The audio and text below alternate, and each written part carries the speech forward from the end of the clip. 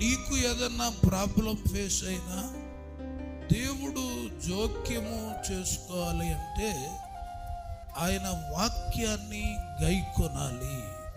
విని కాదు, గైకొనాలి. వాక్యాన్ని గైకొన్న వాడిని, యోసేపు వాక్యాన్ని విన్నాడా, గైకొన్నాడా? ఏం చేశాడు? గైకొన్నాడు కాబట్టి నీళ్లు లేని గోతులో పడేసినా ఏమవలేదు. గైకొన్నాడు కాబట్టి వాళ్ళ అన్నలు చంపాలనుకున్నా చంపలేకపోయారు.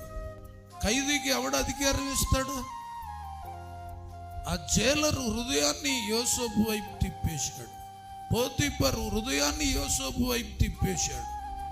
కారణం, వాక్యాన్ని గైకొనేవాడు ఎక్కడున్నా అతన్ని ఎక్కడున్నా తలగానే చేస్తాడు.